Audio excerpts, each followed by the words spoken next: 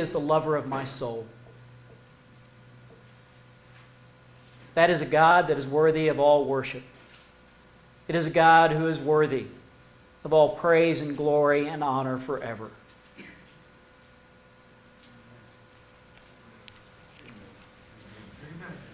That's it. That's all.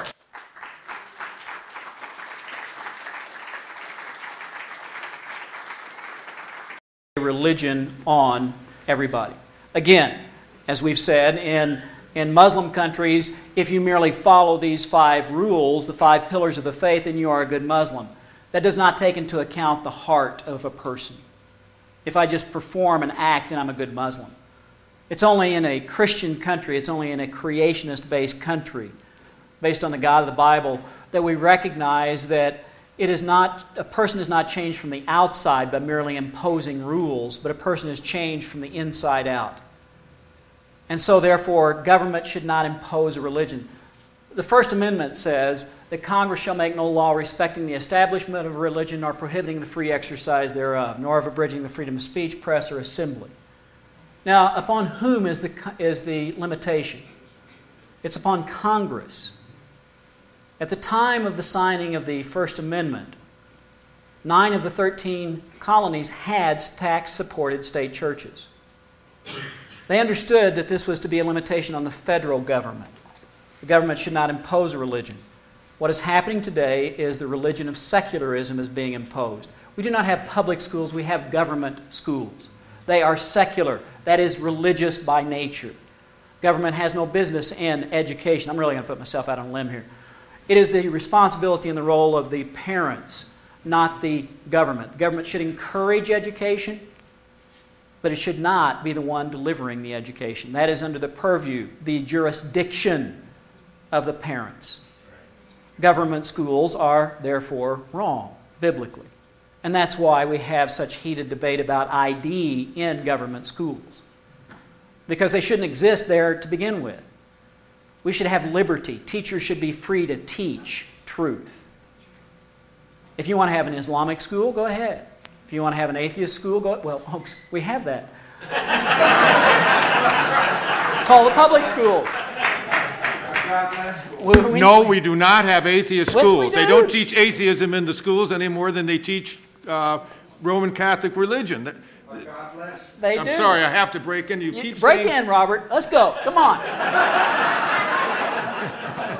They do not teach. When I say secular, I don't mean you teach non-religion. I mean you just stay out of it. And I don't want atheism taught in the public school system. That's not the place for atheism to be taught. And it needs to be taught by the parents. But reality, that's what happens. Because when you exclude one, you automatically include another. No. Oh, no. All right. We're going to. So did I answer your question? Yes. Sorry. Okay. Was that your rebuttal then? You have a 1-minute rebuttal. Yes, I did. The rah was your rebuttal? Yeah. Okay. We need to do this again. Okay. Shoot. Different topic. Okay. It's already been asked in a roundabout way, and that is, how do you know what is right and what is wrong? Upon what do you base your belief system about what is right and what is wrong? And then to follow it up, the second part of the question would be, what if you are wrong about what you believe? If I'm wrong, I'm going to go to hell. Just in the area of law, how do you know what's right and what is wrong? How do you know morally what's right and wrong? I don't think law is based on morals, morality. I think law is based on the need to have a peaceful, organized society. If we didn't have a society, we wouldn't need any laws, because laws would have to do with relationships between and among people. I don't think speeding is a moral law. I think it's a law of convenience because of what can happen if a person goes too fast and has an accident. You might kill somebody else, you might hurt yourself, there might be expenses involved that the state has to pay, et cetera, et cetera, et cetera.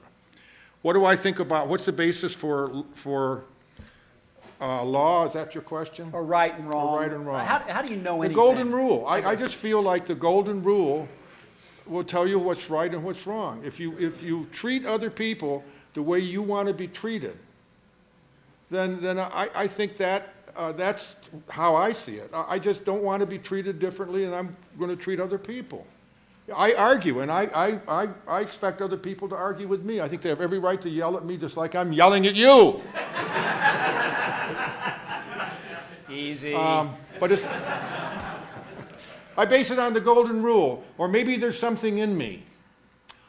If I had to really answer your question, honestly, which I hate to do, I know. Please be dishonest. I would say, I don't know. I don't know. And okay. Very seldom will I find a man who is honest enough to say that. Okay, but that begs the question: then why debate? If you don't know for certain, why debate? Why take a position? I mean, if I'm debating an agnostic, am I debating someone who doesn't know that there is a God, or someone who doesn't know there isn't a God? You know, it's a hard position to live with, is it not, Robert? You know, I get more criticism from the atheists than I get from religious people. They say you're a phony, you don't have the guts, you don't have the courage of your own conviction.